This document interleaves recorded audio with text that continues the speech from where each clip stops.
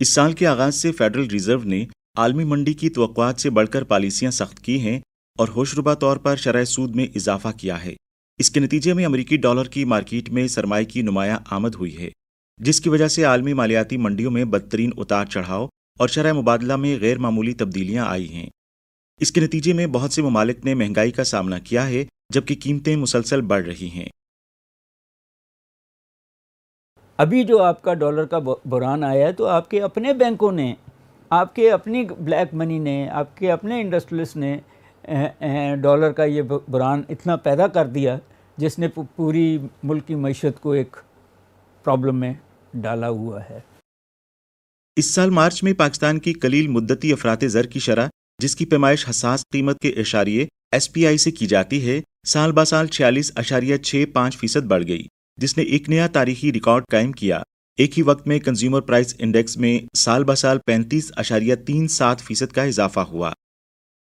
हमारी food inflation यानी कि आप समझिए 47% पर है। हमारी दूसरी इन्फ्लेशन जो है वो ऑन दी एवरेज पहले जो माह का डेटा आया है 7-8 माह का, वो तकरीबन 27% पे है और ईयर ऑन ईयर पिछले माह 35% पे बढ़ी। ये तशवीशनाक इसलिए है कि ये हिट करता है लो इनकम अर्नर्स को। जब आपकी कॉस्ट ऑफ डूइंग बिजनेस ज़्यादा हो जाएगा तो आप अपनी इंडस्ट्री को नहीं चला सकते। अगर आपकी इन्फ्लेशन 34 से 40% के पास चली जाए और आपका इंटरेस्ट रेट जो कायबा रेट है वो 21% हो जाए और आपके मुल्क की करेंसी डिवैल्यू होती जाए, तो हम शायद उस तरह से अपनी इंडस्ट्री को नहीं चला सकेंगे और उसका इफ़ेक्ट ये होगा कि आपकी इंडस्ट्री बंद होगी, बेरोज़गारी होगी।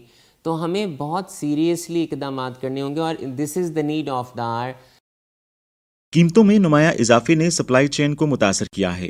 पाकिस्तान की सनत को सप्लाई चेन में रुकावटों और दरामदात मुतासर होने की वजह से नुकसान पहुंचा है, जिसमें बड़ी तादाद में ऑटो मैन्युफैक्चरर्स में कमी आ रही है। टेक्सटाइल इंडस्ट्री, जो कि सनती शोबे का एक सतून है, की बरामदात में भी नुमाया कमी देखी जा रही है। रवां माली साल के पहले 9 महीनों में टेक्सटाइल और मलबूसात की बरामदात में सालाना बुनियादों पर 12.42% की कमी वाक़ई हुई है। बिजली और तेल की कीमतें बढ़ाई हुई हैं, शरह सूद बढ़ाया हुआ है, ज़मीन की कीमतें बढ़ा दी हैं। ये सारा उससे मिलके और फिर सप्लाई चेन डिस्टर्ब्ड है। आपको सिंगल डिजिट पे लाना पड़ेगा, 8-9% पे लाएंगे तो इन फॉरेन इन्वेस्टर को भी और लोकल इन्वेस्टर को भी इंसेंटिव बनेगा ना, कि जब तक आप इंडस्ट्रियलाइजेशन नहीं करेंगे, जब तक आप अपनी पैदावारी सलाहियत एग्रीकल्चर में नहीं बढ़ाएंगे, ना आप अपने लोगों को फीड कर सकते हैं और ना ही एक्सपोर्ट कर सकते हैं। हमें अपनी एक्सपोर्ट टू GDP रेशियो को ठीक करने के लिए इन्वेस्टमेंट टू GDP रेशियो जो 15% पर है, चाइना में वो 30 से 35% पे है। तो एग्रीकल्चर की जो पैदावारी सलाहियत है वो बढ़ाएंगे तो 8 से 10 अरब डॉलर का तो इम्पोर्ट बिल ही कट हो जाएगा आपका। 5 बरआज़मों में फैले ब्राज़ील, मलेशिया, घाना, रूस, फ्रांस और ऑस्ट्रेलिया पहले ही बैनुल-अक़वामी तजारती तस्फ़िये में करेंसी के मुतबादिल की तलाश में आलमी मईशत पर अमरीकी डॉलर के उतार चढ़ाव के असरात को कम करने की कोशिशों में हैं। क्या पाकिस्तान भी ऐसा कर सकता है? जी देखें, बिल्कुल ऑप्शंस हैं। हम बार्टर ट्रेड की तरफ जा सकते हैं, हम किसी और करेंसी में कर सकते हैं, लेकिन एक पॉइंट समझने वाला है, हमारे पास पैसे कहाँ से आएंगे, हमारे पास फॉरेन रिजर्व्स कहाँ से आएंगे, हमारे पास अगर हम कुछ एक्सपोर्ट करेंगे तो हमारे मुल्क के अंदर कोई और करेंसी आएगी ना। तो बात तो ये कि हमारी तो एक्सपोर्ट्स कम होती जा रही हैं, इंपोर्ट्स बढ़ती जा रही हैं, ज़र मुबादला तो हम बाहर भेजते जा रहे हैं। दर हकीकत पाकिस्तान के चीन के साथ भी ऐसे ही मुआहदे हैं। पीपल्स बैंक ऑफ चाइना और स्टेट बैंक ऑफ पाकिस्तान ने 2011 में दो तरफा करेंसी के तबादले के मुआहदे पर दस्तखत किए थे।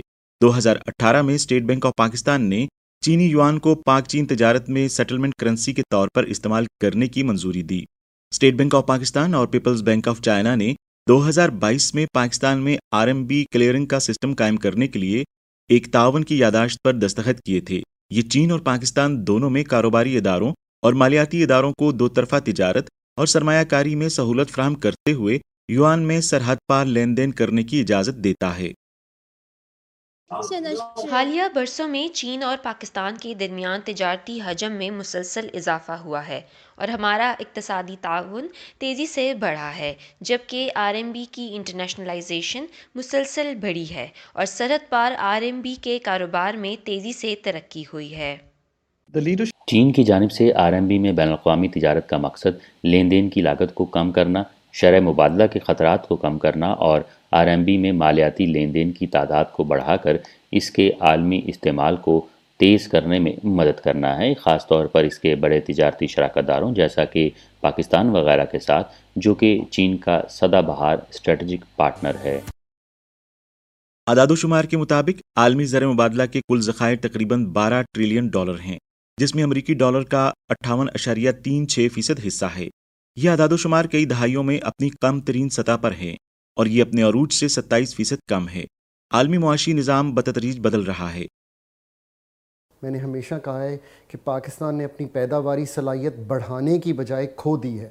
اس سے میرا مطلب یہ ہے کہ پاکستان کی ایگریکلچر جو ہے، اس کی پروڈکٹیوٹی، اس کی پیداواری صلاحیت جو ہے، وہ کاٹن میں فار ایگزامپل ہم 2 ٹنز پر ہیکٹر کاٹن اگاتے ہیں، چائنا 9 ٹنز پر ہیکٹر کاٹن اگاتا ہے۔ سو آپ اس سے اسیوم کر سکتے ہیں اس نے اپنی پیداواری صلاحیت مینوفیکچرنگ میں بڑھائی۔ مینوفیکچرنگ میں کیسے بڑھائی؟ ہیوی انڈسٹریز سیٹ اپ کی۔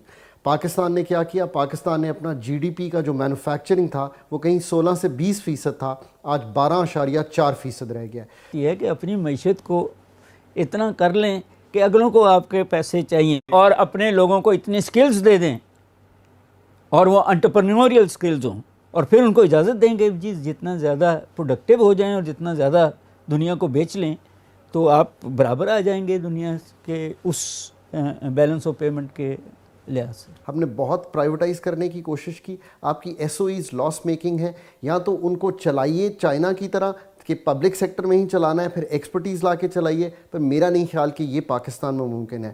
PIA، ریل لنکس، ان کو پرائیویٹائز کیجئے اور ایڈوانٹیج اٹھائیے کمرشل اورینٹڈ ایفیشنسی کا، تاکہ ہم کمپیٹیٹیو انڈسٹری کو چلا سکیں۔